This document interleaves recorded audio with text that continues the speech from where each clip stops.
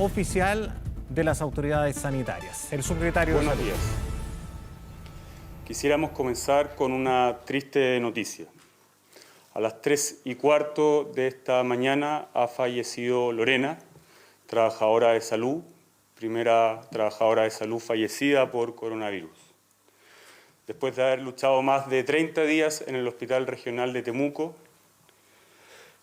quiero expresar mi más sentido pésame a su familia, a su marido y a sus 2 hijas, a sus compañeros de trabajo del CEFAM de Las Tarrias de la comuna de Gorbea.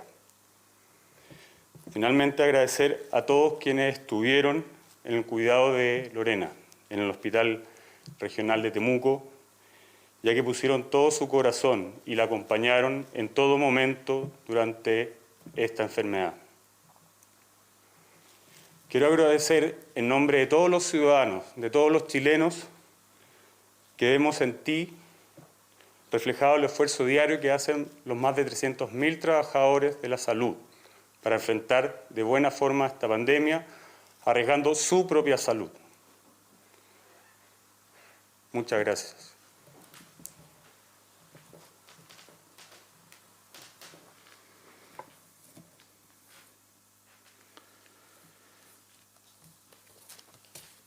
Muy buenos días.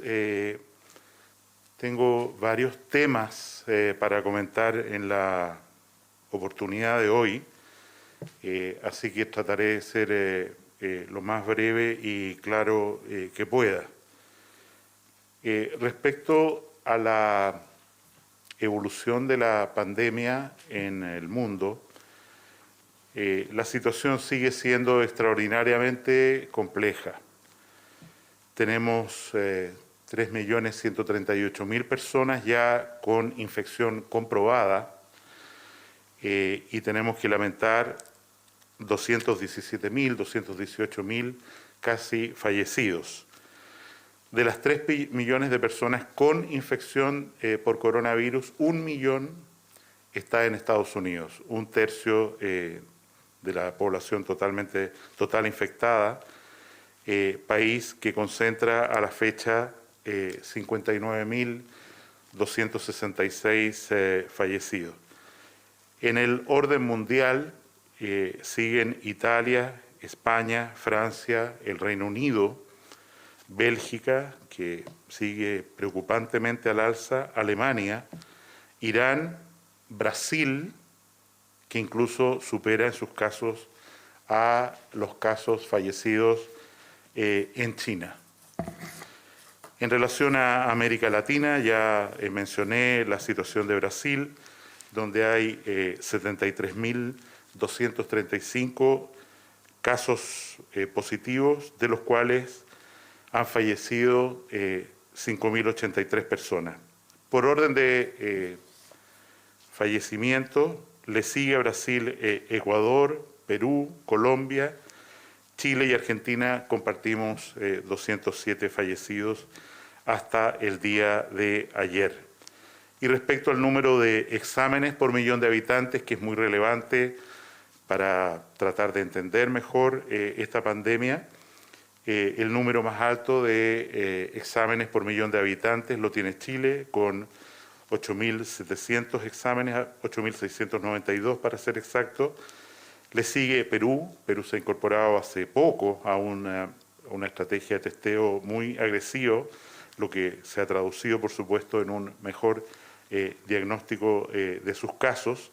Y enseguida Ecuador con 3.487 exámenes por millón de habitantes. Bastante más atrás sigue Argentina y Colombia en este tipo de exámenes. En relación a la evolución de la pandemia en Chile, como mencioné hace pocos días atrás, el comité de expertos que asesora al Ministerio, en el que participan infectólogos, salubristas,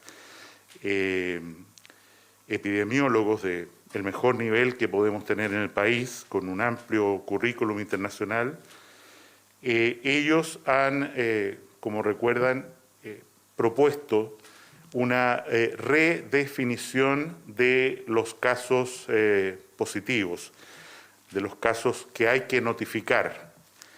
Y como Ministerio de Salud hemos adoptado 2 de los 3 criterios que ellos han propuesto.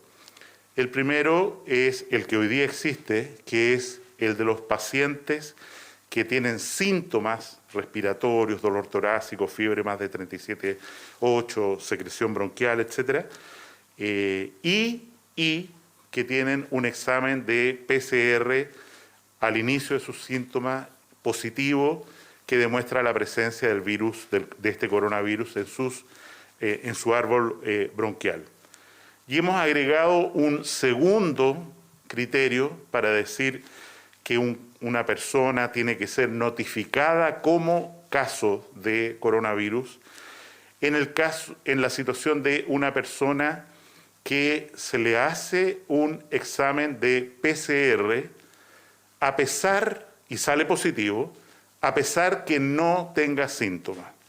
Como hemos ido poniendo en común a lo largo de los días que han transcurrido, cada vez es más evidente que la mayoría de las personas que hacen una infección por coronavirus lo hacen en forma asintomática, sin mostrar síntomas. Y efectivamente ha aparecido un valor nuevo del examen de PCR para señalar que cuando es positivo, a pesar que la persona no tenga síntomas, uno debe notificar ese caso como positivo. Esto quiere decir que, de acuerdo a lo que hemos decidido con el Consejo Experto, el Consejo Asesor, perdón la redundancia, nosotros incorporamos desde el día de hoy 2 tipos de personas o casos notificados como positivos para coronavirus. Y repito, primero, lo que hemos informado siempre, que son los pacientes que tienen síntomas y que tienen un examen de PCR al principio de la enfermedad positivo, y en segundo lugar, y esto es lo nuevo, personas que no tienen síntomas, que probablemente han estado en contacto estrecho con alguien que sí está enfermo y que tienen un PCR positivo. Quiero recordar que en la medida en que hemos expandido el uso de PCR a contactos de personas positivas, la realidad en Chile está siendo concordante con lo informado a nivel internacional. En particular, en las últimas 4 días, se han hecho 920 exámenes de PCR en personas asintomáticas en contacto estrecho con alguien que fue un caso positivo. Y específicamente esto se ha hecho en 2 recintos penitenciarios de la capital, de la ciudad de Santiago, y en algunos hogares, recintos de adulto mayor. De los 920 exámenes realizados en estos días, 250 aparecieron positivos para coronavirus PCR en personas que no tenían síntomas. Repitiendo, insisto, la estadística más o menos conocida en el mundo, que entre 20 y 25% de las personas que han estado en contacto estrecho con alguien con coronavirus y no desarrolla la enfermedad, en realidad tuvieron el virus en su árbol bronquial, pero a pesar de ello no hicieron síntomas. No hemos incluido dentro de la definición todavía la recomendación de calificar como caso positivo de coronavirus a alguien que ha tenido síntomas respiratorios, que no se alcanzó a hacer por cualquier condición un PCR de inicio, que en Chile es muy poca gente, y tienen un escáner de tórax, una tomografía de tórax, que es compatible con una infección por coronavirus. Y no lo hemos incorporado porque, de acuerdo con los radiólogos, no hay un protocolo uniforme de informes respecto a esto. Tampoco existe escáner en todas las localidades y nos parece en ese sentido que todavía no es el momento de incorporar este tercer criterio. Esto a partir del día de hoy produce un cambio en la información que damos todos los días, porque es evidente que vamos a utilizar este testeo para tomar exámenes de PCR cada vez más a personas asintomáticas que han estado en contacto estrecho con alguien que sí ha estado enfermo y ha tenido un PCR positivo. Y es por eso que en el día de hoy informo lo siguiente. Tenemos 529 casos que corresponden a la definición primera, nuevos. Personas que desarrollaron síntomas y se les hizo PCR y este salió positivo. Y tenemos un número no despreciable de casos que corresponden a estos testeos en asintomáticos que sube a 250 personas que vamos a notificar cada día como personas que no tuvieron la enfermedad, pero sí tienen un PCR positivo, y es probable que en la medida en que hagamos más de estos exámenes, que como se sabe están ampliamente disponibles y hemos aumentado, el testeo va a ir aumentando en forma importante.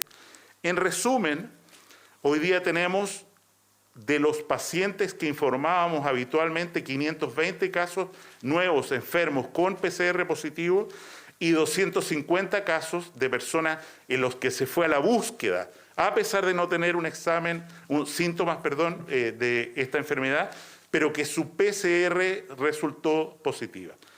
Esto lo quiero vincular con que a partir de la próxima semana, lunes o martes, vamos a empezar a hacer entrega del carnet COVID.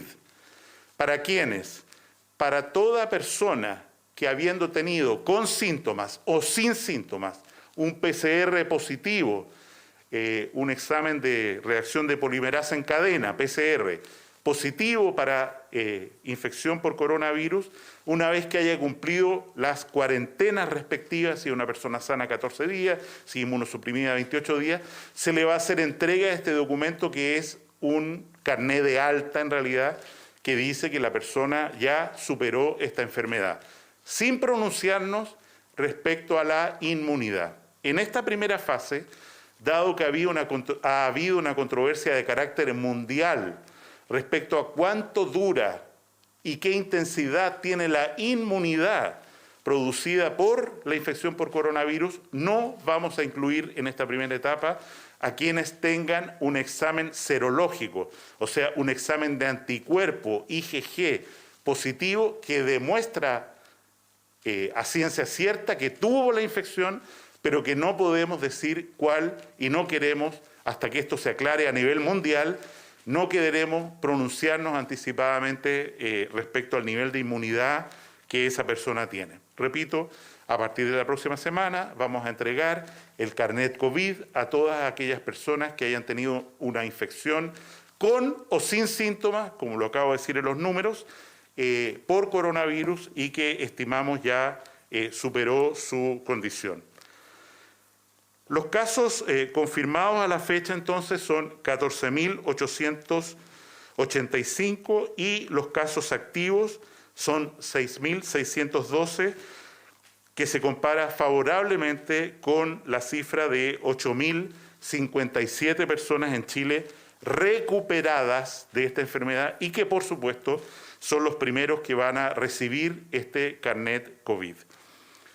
Lamento informar de que debemos sumar, desgraciadamente, 9 personas fallecidas durante las 24 últimas horas hasta las 21 horas de anoche. No está incluida la funcionaria de Gorbea a la que hizo alusión el señor subsecretario, porque ella falleció, como se dijo, después de las 21 horas. Y los nuevos casos son 520. En relación al resto del informe, insisto, para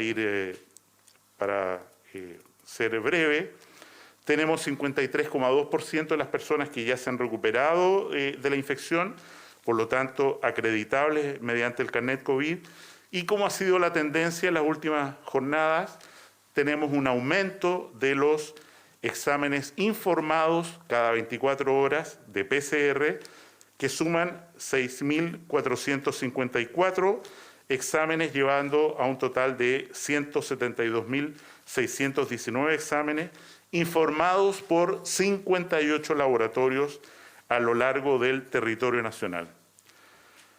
En relación a ventiladores disponibles, tenemos 595 respiradores. Esto es 12 respiradores más que ayer, porque hay pacientes, por supuesto, que han dejado de necesitar este dispositivo.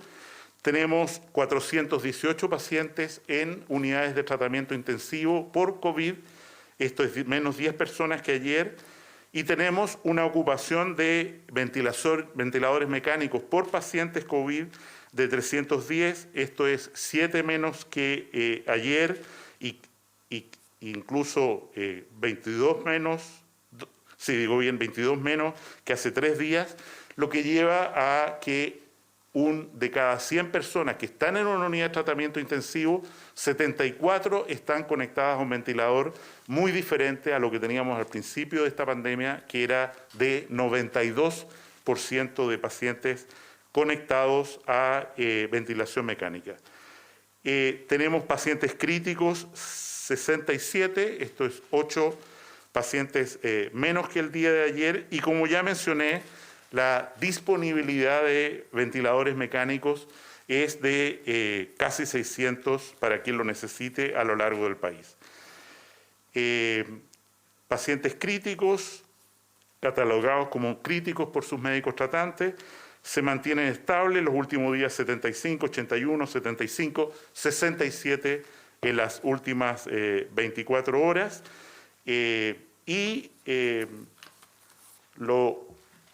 Los últimos puntos a los que quiero hacer referencia son los siguientes.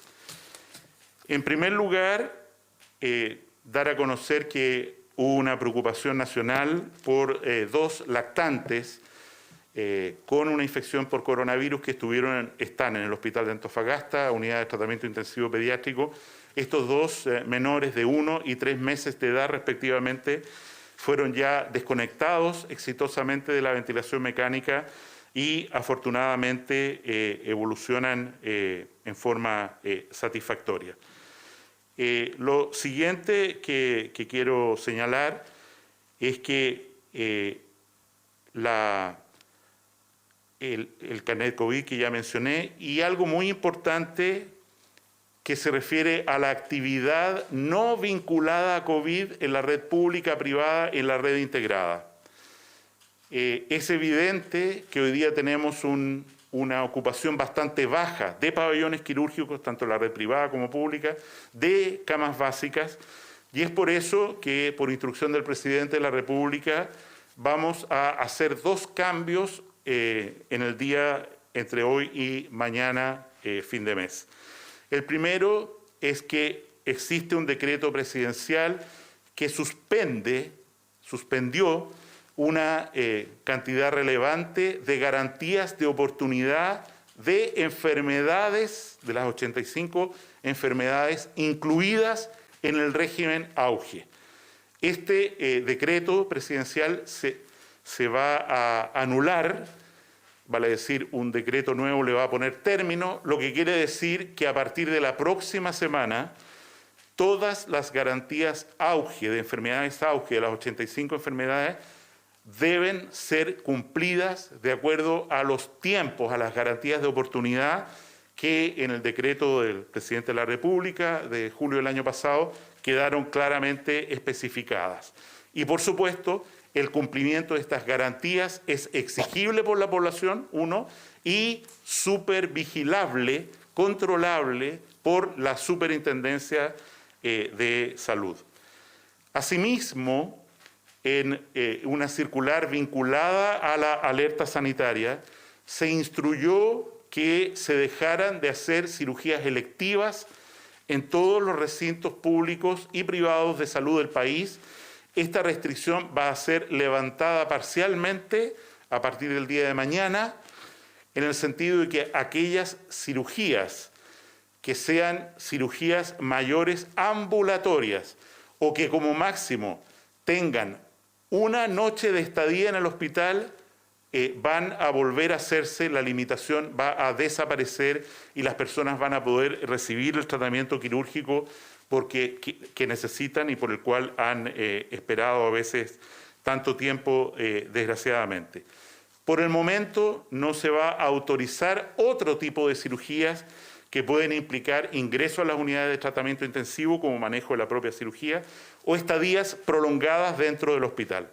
Quiero recordar también que no hay ninguna limitación, prohibición para la actividad ambulatoria de consulta y aquí insisto en la preocupación que tenemos porque vemos que una cantidad significativa, no menos del 20%, de pacientes con enfermedades crónicas, diabetes, hipertensión, depresión, etcétera, han dejado de concurrir a sus controles e incluso algunos no han retirado los medicamentos que mantienen a raya estas enfermedades crónicas. En resumen, vamos a poner término al decreto presidencial que limitaba el cumplimiento de las garantías de oportunidad auge, que las suspendía, y en segundo lugar vamos a autorizar la realización de cirugías mayores ambulatorias que tengan como máximo una noche estadía en el hospital. La Sociedad de Anestesiología de Chile ha elaborado un protocolo que el subsecretario ha operativizado, en el cual, por supuesto, para toda persona que vaya a una cirugía hay determinados cuidados que hay que tener, entre ellos, respecto a lo que mencionaba antes, hacer un PCR para coronavirus por lo menos 48 horas antes para el que alcance a estar informado de la cirugía por precisamente la posibilidad de que una persona que va a una cirugía sea uno de estos casos asintomáticos a los que he hecho referencia. Preguntas. Hola, ministro, ¿cómo está? Buenos días. Preguntarle por el caso de esta funcionaria de la salud que fallece en la región de la Araucanía. Desde el personal que trabajaba con ella dicen que ella estuvo varios días sin saber que tenía la enfermedad y que tampoco estaban los insumos disponibles en el SECOF que ella trabajaba para darle protección al personal con el que laboraba. Incluso resultó a raíz de la infección que tenía ella más personal infectado. ¿Qué información manejan ustedes al respecto? Quizás sí hay también ahí una autocrítica respecto a cómo se manejó este caso en esa región y también aprovecharles de consultar sobre las dudas que surgen de la situación del hospital de San Antonio. ¿Qué pasó con el personal médico? Efectivamente, si renunciaron o no a sus labores. Bueno, en cuanto al caso de Lorena, fue un caso que se contagió fuera de su lugar de trabajo. Fue uno de los primeros casos. Hay que recordar que ella estuvo bastante tiempo hospitalizada y anteriormente había consultado por algunos síntomas propios del coronavirus. Por lo tanto, obviamente, las test de PCR y todo eso que debiese estar, obviamente eso está dentro de lo que es el hospital regional. Nosotros hoy día no tenemos laboratorios en los SECOF del país como para poder realizar PCRs a nivel de atención primaria. En relación a la circulación de una noticia que habría publicado un medio nacional acerca de la renuncia de todos los doctores, de todos los médicos del Hospital San Antonio, la misma dirección del Hospital San Antonio salió a aclarar esa situación, desmintiendo totalmente eso. Por lo tanto, hago un llamado a la calma, a la ciudadanía, a quienes se atienden normalmente en el Hospital de San Antonio, porque sus funcionarios están comprometidos para poder atenderlos, especialmente en una situación de pandemia como la que estamos viviendo en este minuto. Subsecretario, ministro, buenos días. La pregunta va en todo caso para la subsecretaria de Salud, Paula Daza, con respecto a las comunas que están en cuarentena y específicamente con las comunas de Santiago y Ñuñoa, que entraron nuevamente en este periodo de 7 días, van a cumplir la próxima semana 40 días de cuarentena. La pregunta es finalmente por los criterios para decidir eso y básicamente porque ayer usted comentaba que, por ejemplo, ha habido un exceso de permisos en estas comunas. Entonces, ¿es ese el criterio? Si se puede hacer una mayor fiscalización, si se van a reducir la cantidad de permisos en estas comunas que siguen con contagios activos, y particularmente en Ñuñoa, el alcalde hoy en una entrevista en La Tercera decía que no se le ha entregado a ellos los criterios que se están tomando. Si podemos profundizar con lo que pasa en Ñuñoa y Santiago. Cedo la palabra a la subsecretaria Paula Daza. Con respecto a ambas comunas, primero que nada decir que efectivamente ambas comunas llevan más de un mes en cuarentena. Los criterios tanto para implementar la cuarentena en una comuna como para sacar la comuna de cuarentena, uno de los criterios más importantes es que la incidencia, es decir, el número de casos nuevos, disminuya en esas comunas. Lo que hemos visto tanto en la región, en la comuna de Ñuñoa como en la comuna de Santiago, es que esto no ha pasado. Por eso aquí lo más importante, más allá de todas las medidas que tome la autoridad para restringir el flujo de personas en la calle, porque sabemos que la medida que tiene un impacto es que las personas no circulen en la calle, especialmente en estas comunas donde hay una cuarentena estricta, y que los permisos, que las salidas a la calle sean absolutamente excepcionales.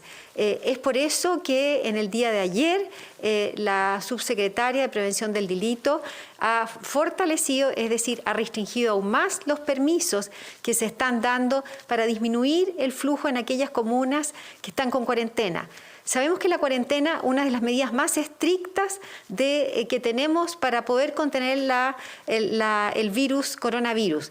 Y por lo tanto es tremendamente importante que las personas lo cumplan, porque para poder disminuir esta curva, sobre todo en esas comunas que llevan tantos días con cuarentena, con todos esos efectos negativos que le hemos comentado, salud mental, no poder salir a la calle, no poder compartir, es fundamental que todos los ciudadanos que están en esas comunas cumplan con estas medidas y que los permisos sean solicitados en forma absolutamente excepcional.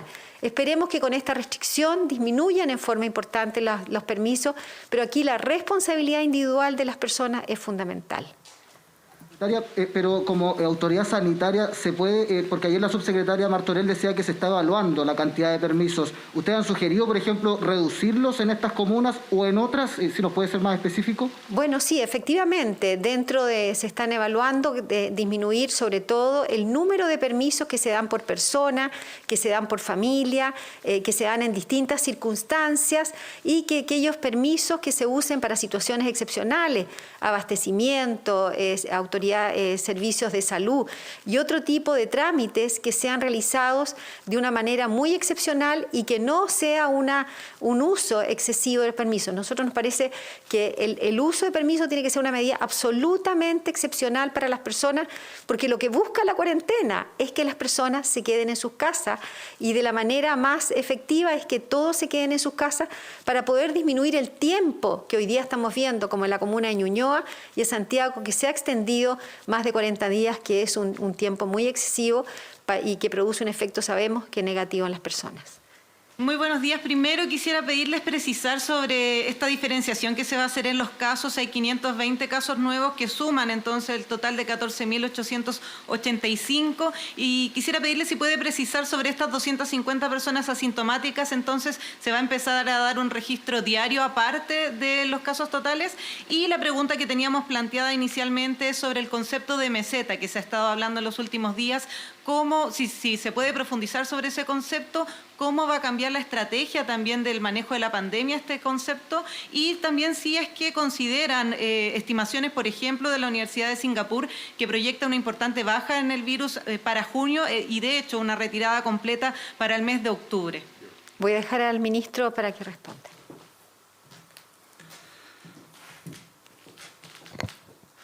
Hoy día sabemos que el comportamiento de esta infección por coronavirus, SARS-CoV-2, como se llama el virus, no tiene nada que ver con lo que inicialmente se señaló. Y ya enfaticé un punto muy importante, cuál es que la mayoría de los casos cursa en forma asintomática. Hay reportes de determinados condados en Estados Unidos que dice que la cantidad de personas asintomáticas que tienen una infección, que tuvieron la infección, se multiplica por 35 veces respecto a los casos certificados con síntomas. Si así fuere, nosotros no tenemos una información confiable de Chile respecto a esto. Recién hay 2 universidades que están haciendo estudios de cero prevalencia, o sea, cuánta gente en Chile, en una muestra aleatoria, que no ha tenido incluso síntomas de infección por coronavirus, en realidad tiene la inmunidad que da fe de que tuvieron la infección y ya se recuperaron.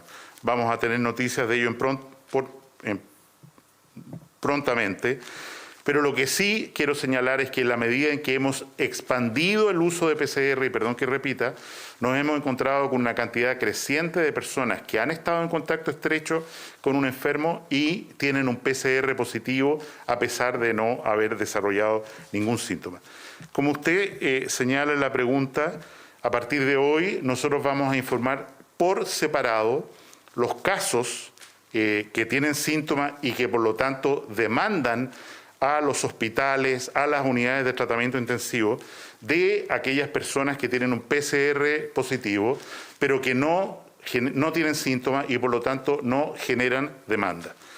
Respecto a mesetas, cumbres, espigadas y todo esto, es evidente que lo relevante desde el punto de vista epidemiológico no es cómo se mueven los casos acumulados, que necesariamente siempre van a ser crecientes hasta que teóricamente toda la población haya sido infectada, ya sea por el virus o artificialmente por una vacuna, sino que lo que importa es cómo se mueven los casos diarios, cuántos casos nuevos agregamos cada día.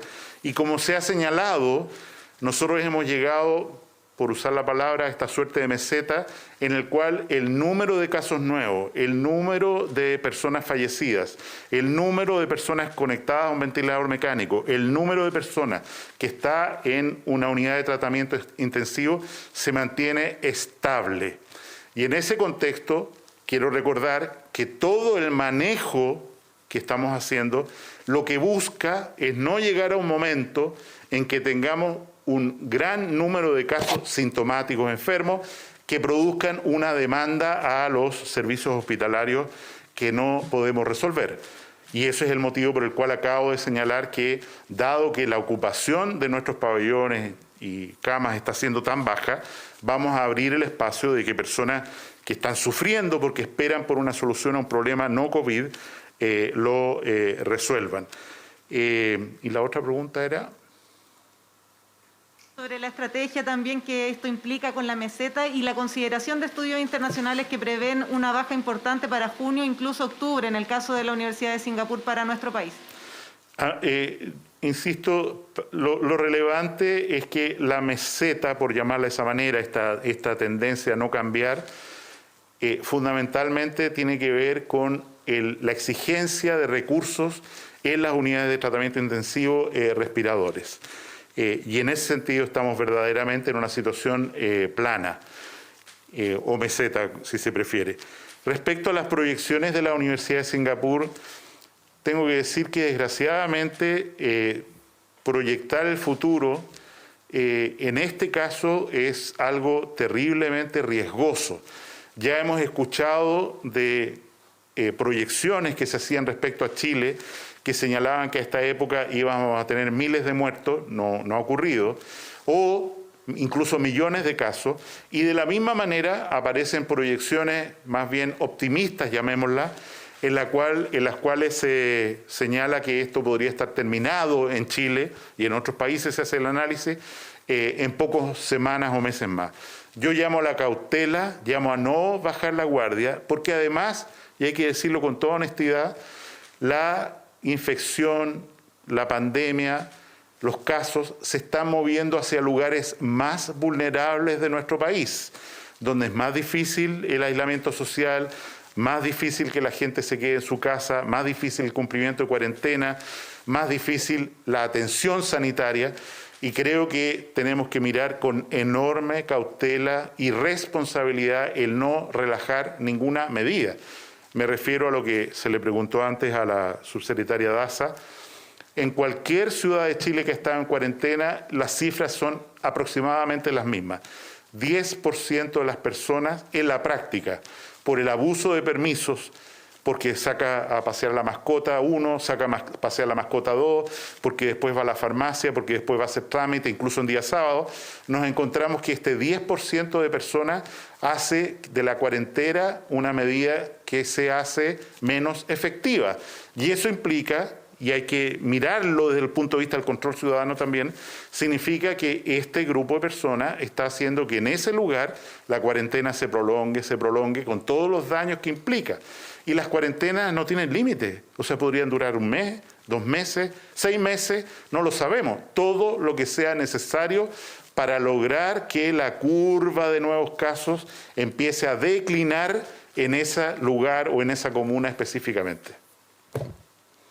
Ministro, quería preguntarle en qué caso se va a realizar exámenes de PCR a asintomáticos. ¿Va a ser solo en casos de contactos estrechos? ¿Ahí se va a aplicar ese criterio o se va a ampliar ese criterio? Lo segundo, hacia atrás, entonces, ya no vamos a tener el conteo de los casos que fueron asintomáticos. Tenemos que desde hoy día empezar a contabilizar esto y preguntar además por los trabajadores de la construcción. Hay una protesta en estos minutos en Providencia, ellos no se sienten seguros. Las autoridades habían presentado un plan, pero al parecer esto no se está cumpliendo. ¿Qué se va a hacer para garantizar a los trabajadores, no solo en la construcción, sino que a todos a los que vuelvan a sus labores presenciales, la seguridad frente al COVID-19? A falta de un criterio más claro internacional, respondo a la primera pregunta. Es efectivo que todos los días nosotros vamos a notificar los casos sintomáticos con PCR positivo y además los casos asintomáticos con PCR positivo, como acabo de decir. Hoy día 250 casos nuevos que corresponden a la búsqueda, a la pesquisa, con 920 exámenes totales PCR, de los cuales salieron estos 250 positivos, y 520 casos nuevos con síntomas, ¿no es cierto?, que significan una potencialidad de demanda sobre la estructura hospitalaria. En relación a esto que usted menciona de algunos trabajadores de la construcción, le hemos pedido a la Seremi de la región metropolitana que se dirija, debe estar allá en este momento, revisando que efectivamente los protocolos que se han señalado para vuelta al trabajo se estén respetando, estén los implementos necesarios para que las personas no corran riesgo. Y respecto a quiénes les vamos a hacer exámenes de PCR, el orden es el siguiente. En primer lugar, en sitios donde tengamos brotes locales, pero que significan un enorme riesgo de un brote masivo. Y el ejemplo más claro lo constituyen los recintos carcelarios y los hogares, residencias de adulto mayor.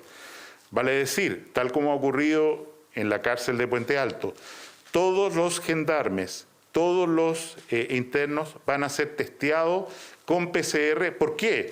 Porque eso genera una conducta concreta, que es que los pacientes o personas que resulten positivas para PCR van a un lugar de aislamiento y las que resultan negativas van a otro sitio que está fuera, no quiero dar detalles, fuera del penal de Puente Alto, para que hagan una cuarentena y no se enfermen, no se contagien, mientras, ¿no es cierto?, el brote de la cárcel. En segundo lugar, insisto, primero, recintos con mucha densidad de personas, donde puede haber un brote con implicancias colectivas muy grandes. En segundo lugar, los trabajadores de la salud. Nosotros tenemos hoy día cerca de 2.000 trabajadores de la salud que están en cuarentena preventiva, en un orden de 720 casos que siguen activos. Es legítimo que examinemos a esos trabajadores que además permiten que otros salgan adelante de esta enfermedad o de otras, para ver si alguno de ellos efectivamente tiene el examen positivo, lo que significa que cumplida la cuarentena respectiva, no tenemos síntomas de inicio, tenemos solo el examen, pueden volver a trabajar y volver a ayudar. Esos son nuestros dos principales focos donde vamos a concentrar el testeo PCR, del cual, como ustedes saben, tenemos una capacidad instalada para hacer 12.000 exámenes diarios. O sea, estamos todavía lejos, holgados, para seguir aumentando esta estrategia que ha sido aconsejada por nuestros asesores, y además tenemos la posibilidad de aumentar esa capacidad a 18.000 exámenes diarios, que es una enormidad para incluir, insisto, a esta segunda categoría de personas. Vamos a incluir una tercera en un tiempo más, que es aquellas personas que no tuvieron síntomas, no se les hizo PCR, pero que tienen una inmunoglobulina G, un anticuerpo específico contra el coronavirus elevado, positivo. ¿Por qué? Porque eso nadie lo discute, es una huella indeleble de que la persona tuvo una infección por coronavirus y por lo tanto, ¿no es cierto?, dentro de las discusiones que se están dando en la comunidad internacional, uno puede decirle a esa persona, usted ya tuvo la infección y es posible, hay una probabilidad alta de que usted no se vuelva a infectar y no infecta a nadie, al menos durante los próximos 3 meses, y ahí vamos a tener una tercera categoría cuando masifiquemos el examen de anticuerpos, como ha sugerido el comité de expertos, que no los incluyamos como casos.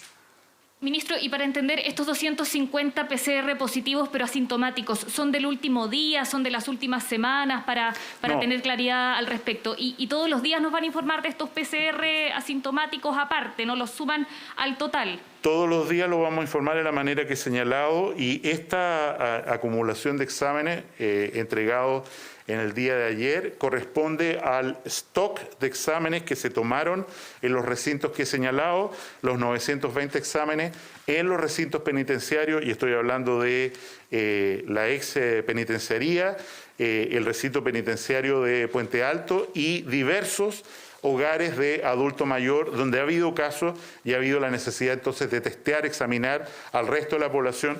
Y para ser sincero, y lo digo con humildad, hemos encontrado un instrumento extraordinariamente útil en estos exámenes para poder distribuir mejor los aislamientos entre quienes están cursando o tienen presencia del virus, a pesar de que no tengan síntomas, y quienes todavía no lo tienen.